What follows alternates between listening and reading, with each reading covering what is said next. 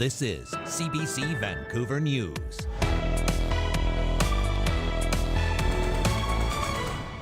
The one that really concerns me is the people that's totally preventable, that throw stuff off the bridge. And that's just nuts. You could kill somebody. Granville Island businesses are fed up with things being thrown off the bridge above. Plus, if an airline ceases to operate, you're on your own. passengers left stranded as Lynx Air suddenly folds, generating calls for greater government protections. Also, it sells well politically. I think that if you look at it, right, it's like, okay, we're going after, the bad guys. but how effective will BC's home flipping tax really be? Industry experts are skeptical it'll ease affordability. Hi, I'm Tanya Fletcher. Thanks for joining us. Safety concerns have reached a tipping point on Granville Island. Business owners are fed up with debris falling from the Granville Bridge high above. It's an issue they say has been going on for years. The latest incident saw construction fencing thrown off the bridge this weekend, causing significant damage down below. As Janella Hamilton reports, Vancouver police are investigating, but some want the city to do more to protect them. A piece of metal still sticks out of the glass awning at the Improv Center on Granville Island. The city says early Saturday morning, someone threw construction materials off the side of the Granville Bridge, damaging several structures and businesses below. Overall cost of this kind of cleanup is big. The problem is a group like that has to pay the deductible on it, right? And the deductible for a small little nonprofit is huge. In this case, no one was injured, but David McCann with Creek House Industries says in past years there have been some very close calls. We had someone sitting in their office and a piece of steel came through the skylight and landed on his desk. Another one of our tenants was sitting in one of the parking lots with his wife and child in the back seat, and about a 2.5 3 foot piece of angle iron came right through the windshield in the car. Terrified them. And on top of this building, we had an air conditioning venting unit. Sure. 10 days ago, someone threw a piece of concrete on. It got damaged, resulting in a roughly $7,000 fix. We absorb those costs.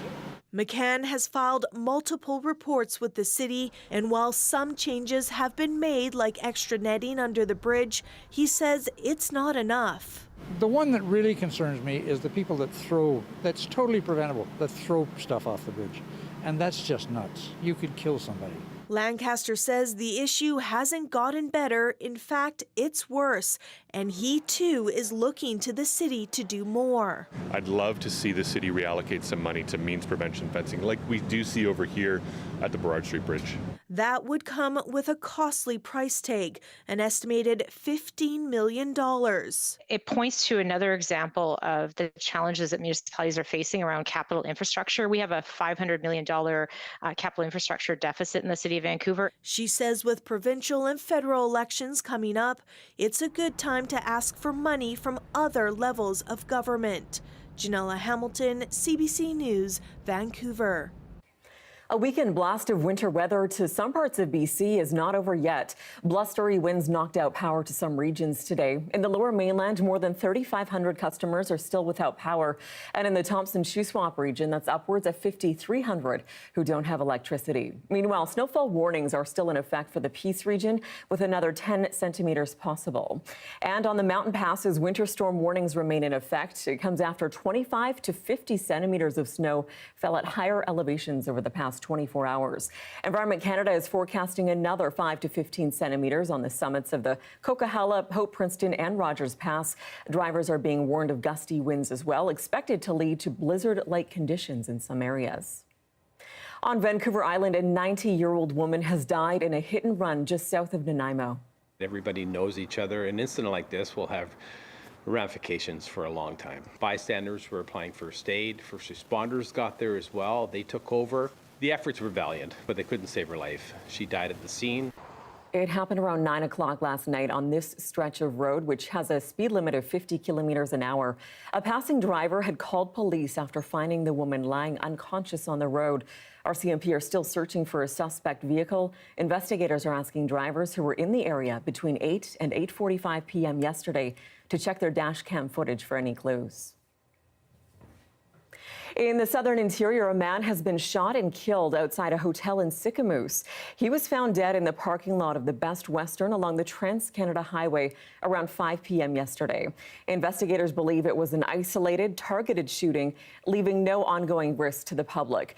Officers are now looking for a Mercedes SUV that was spotted taking off from the area. It was heading west on Highway 1. Anyone who might have information about that homicide is asked to call RCMP. A discount airline Lynx Air had its final flight today after announcing Friday they would be going under. The sudden news has left many customers stranded and out of pocket for their now canceled flights.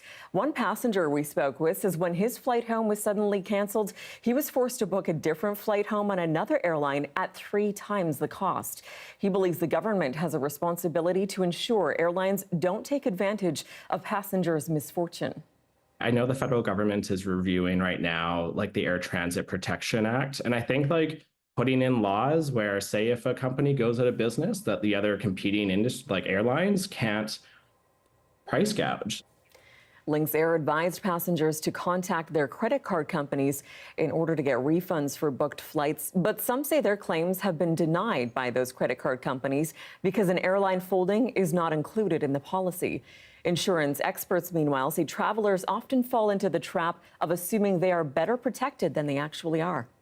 30 to 45 days for you to get a decision from your credit card company to see if you're eligible for a credit back into your account. And not everybody's going to get a credit onto their account. It's not guaranteed, although they're making it sound like as such.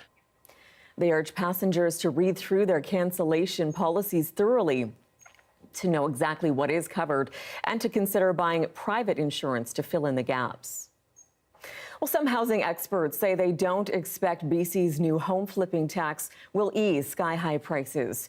The measure was introduced this week in the provincial budget. It adds a 20% tax on homes sold within a year of being bought. But as Saurabh Sandhu reports, skeptics are questioning just how effective it will be in alleviating the affordability crisis. This week, the BC government announced plans to introduce a new tax on the sale of houses.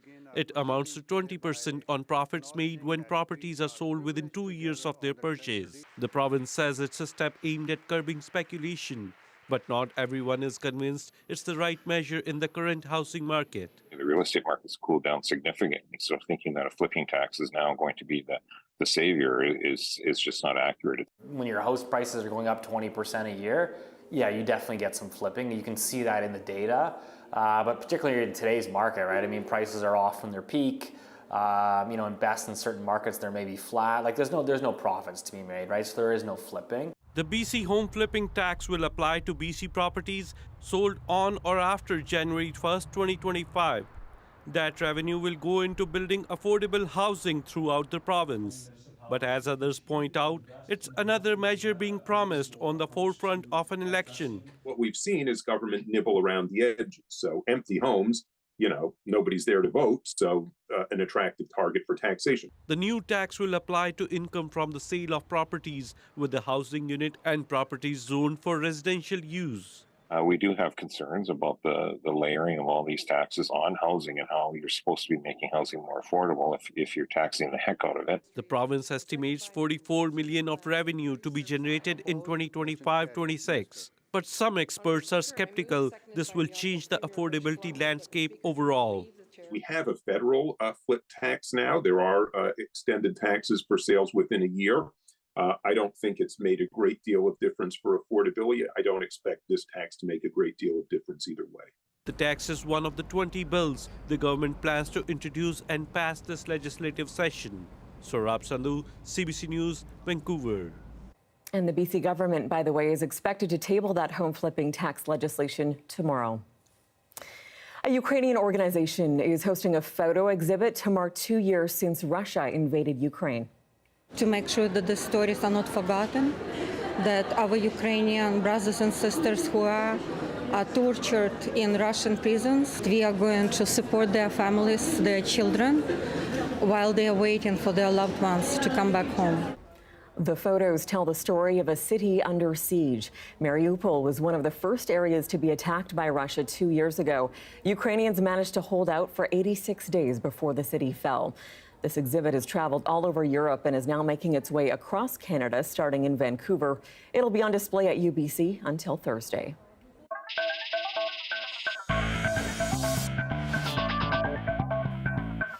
Newly minted Canadian Erin Brooks is in the final rounds of qualifying to compete in the 2024 Paris Olympics.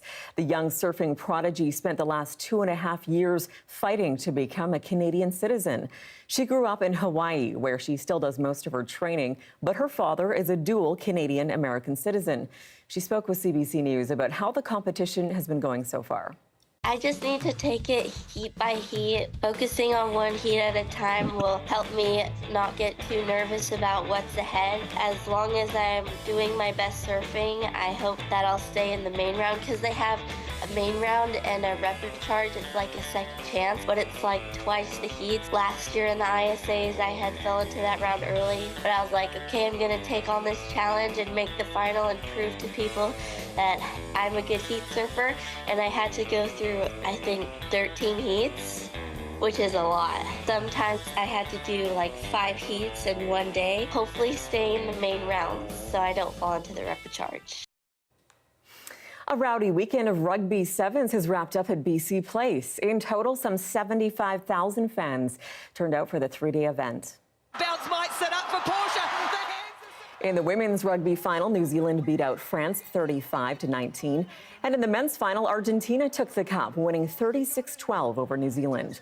The teams will now head to Los Angeles for the next round. That starts March 1st. They compete in a total of 8 cities, finishing off in Madrid in June. The Canadian men's team is currently ranked 12th out of 12 teams. The women are ranked 5th, just behind the U.S. and just ahead of Ireland. Well, today was the 10th annual Dog Dash in Stanley Park. About 500 people and 150 dogs came out for the annual run to support BC guide dogs. It's a fun run and walk, so there's a 5K, 10K run, and there's also a 2K walk, so it's a family-friendly event. Anyone can come. We don't time, we just have fun, enjoy the course, enjoy the park, enjoy the dogs. The fundraiser has generated upwards of $170,000 over the last decade. If you're looking to add a new addition to your family temporarily, organizers say BC Guide Dogs is in desperate need of puppy raisers to socialize future guide dogs. Beware, though, it's only for the first 2 years of their lives. The organization also trains dogs to assist people with PTSD and autism.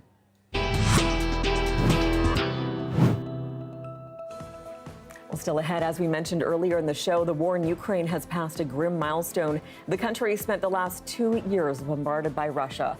We'll have more on that story coming up next. Stay with us.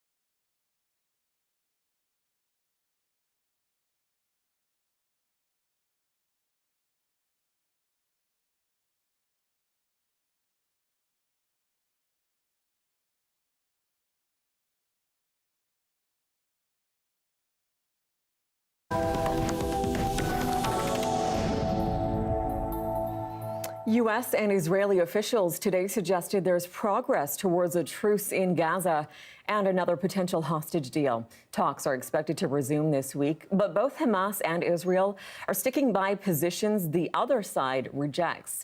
The CBC's Katie Simpson reports. The frantic rush, the surge of a crowd to help pull survivors from the rubble, the desperate attempts to save lives. Witnesses in Rafah say an Israeli airstrike targeted a home, killing at least 8 people. They say it is a safe area, but we have people being killed each day, this man says. There is no safe place in all of the Gaza Strip. The Israeli military released new footage showing what it says is the destruction of Hamas targets in locations across Gaza. Fighting that continues amid word a temporary pause may be on the horizon, according to a senior U.S. official appearing on an American political talk show. It is true that the representatives of Israel, the United States, Egypt, and Qatar met in Paris and came to an understanding among the 4 of them about what the basic contours of a hostage deal for temporary ceasefire would look like. More negotiations are expected in Qatar this week, but expectations for a breakthrough are being tempered. If Hamas goes down from its delusional claims and goes down, can bring them down to earth, then we'll have the progress that we all want. The Israeli Prime Minister says whether there's a temporary ceasefire or not, eventually Israel's goal of destroying Hamas will require continued military operations in Gaza's south, including Rafah. We can't leave the last Hamas stronghold without taking care of it. Obviously, we have to do it. More than 1 million displaced people are already seeking shelter in Rafah. And while Israel says it will develop an evacuation plan, after nearly 5 months of war, there are fewer and fewer places for civilians to go. Katie Simpson, CBC News, Washington. Well, to the other conflict overseas now, in Ukraine's president today said more military support is needed from allies within the month. Volodymyr Zelensky said Russia is preparing an offensive and a plan is in place to repel it. As the CBC's Margaret Evans tells us, it all comes as Ukraine marks 2 years since the Russian invasion. The frozen ruins of the battle for Hostomel Airport near Kyiv. One of the first warnings that Russia had begun its invasion of Ukraine 2 years ago sounded here. Russian airborne troops seeking to make a bridgehead to march on the capital, eventually repulsed. An apt place then for reflection as Ukraine's President Volodymyr Zelensky marked the second anniversary of the war this weekend and thanking visiting allies for continued pledges of military aid. But promises have been made in the past, and the question remains, will they be delivered soon enough to make a difference to Ukrainian fighting forces on the ground now? At a major government conference on Sunday, Zelensky announced that 31,000 Ukrainian soldiers have been killed in the war, a rare admission and less than half of American estimates. And all around the world. Asked if Ukraine will win, he said it depends on Western allies. If we're well armed, if we have weapons, we will not lose the war, he said. We will win it. His defense minister calculated the costs of delays in promised help. Commitment doesn't constitute delivery. 50% of commitments are not delivered on time. Whatever committed that doesn't come on time will lose people, will lose territories. The human cost is impossible to ignore along Kyiv's wall of memory, lined with pictures of Ukraine's fallen defenders. This soldier, call sign Mechanic, signed up just after Russia's full-scale invasion.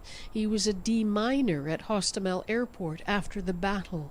Now he trains soldiers in the field. They're getting 8 mortar rounds per day, he says. The Russians have hundreds. It's not enough.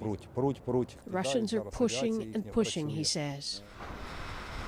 The more they do, the more that symbolic battle at Hostomel Airport seems to hang in the balance. The CBC's Margaret Evans reporting. To Australia now, where concern is growing about extreme heat expected this week and how that will affect the already devastating wildfires. Today, 15 fires were burning in Australia's southeastern state, Victoria. Several remote towns were under threat. This Wednesday, temperatures could top 40 degrees Celsius, along with strong winds. Officials say that combination could be catastrophic. Already 6 homes have been destroyed, livestock has died, and 2,000 people have been ordered to evacuate. Well, stateside Donald Trump supporters were celebrating another U.S. primary victory on the heels of yesterday's vote in South Carolina. And senior Republicans were urging Nikki Haley to bow out. The CBC's Paul Hunter looks at where the race stands now. An even bigger win than we anticipated. Another big, easy win for Donald Trump. With such a margin of victory in the South Carolina Republican primary, a victory presumed by all even beforehand, some South Carolinian Trump supporters we met at the polls told us they'd voted for Trump's rival almost out of pity, knowing Trump would win regardless. You mind if I ask who you voted for? I voted for Nikki Haley. Why? Because I didn't want her to be embarrassed in the state since she is South Carolinian. I was going to vote for Trump, and I will vote for Trump after he beats her and runs in the general election. For Trump, it's now 4 wins in 4 states in his bid to be that party's nominee for the White House. For Haley, his only remaining serious challenger, I couldn't be more worried about America. It seems like our country is falling apart.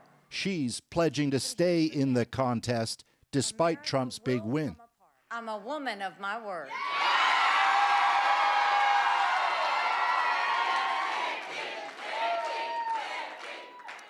I'm not giving up this fight. But senior Republicans are now pressing her to reverse that position and now call it quits with a firm message to Haley. I think at this point you got to do a lot of soul searching, no doubt about it, because you reach a certain point where if you go too far, you begin to do yourself politically more harm than good. With a primary in Michigan up next for both parties, the push is to get Trump free of Haley to focus on U.S. President Joe Biden, even though he's largely doing that already. God bless you all. Himself presuming, like so many, this fall will indeed be a Biden-Trump rematch for the White House. Paul Hunter, CBC News, Charleston, South Carolina. You're looking at a live shot of the Burrard Inlet facing the North Shore. Snowfall warnings in the north have turned into winter storm warnings in the south as well. We'll have details in the 5-day forecast next.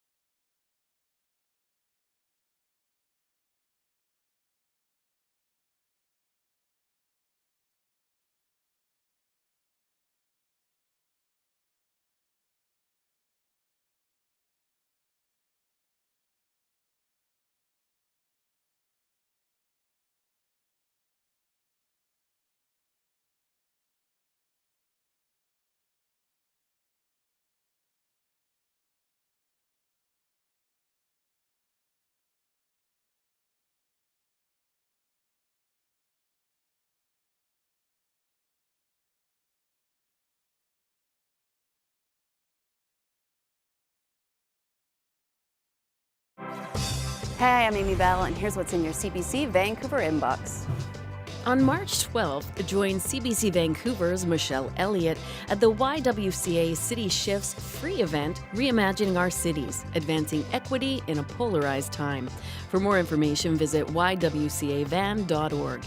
And CBC Vancouver is the exclusive media partner of West Coast Leaf's annual fundraiser, the Equality Breakfast, March 8th. Tickets at westcoastleaf.org.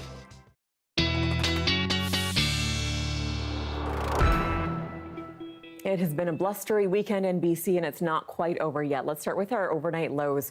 And you can see still a chance of precipitation, whether it be rain showers or wet flurries or coming down as full-on snow. Most of the province is going to see more of that tonight.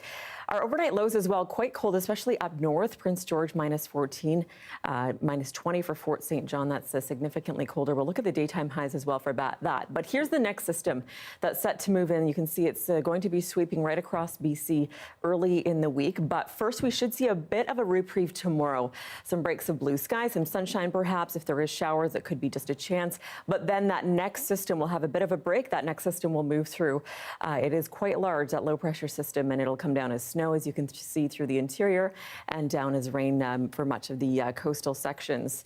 Here's how we're looking for tomorrow. Again, a lot of this looks like it will be kind of all day, but that's not the case. It'll be mainly in the morning, some remnants of that, again, as flurries, perhaps rain, some snow showers. Do be careful as we hover around that 0 mark, whether it's freezing or not. We do have snowfall warnings still in effect for the Peace region, and we do have winter storm warnings still remaining for those mountain passes. So do be careful with the strong winds we've been seeing in many areas as well. It's leading to blizzard-like conditions. Here's the 5-day forecast for Metro Vancouver. Rain again for Monday, only a 30% chance. We should clear up by afternoon to see some breaks of blue sky. So we will see that return, though, later in the week, and our overnight lows will start to get a bit chillier as well. And that is your late news for this Sunday, February 25th. For news anytime, anywhere, you can download the free CBC News app, and you can always find us online at cbc.ca/BC. Thank you so much for watching this weekend. Good night.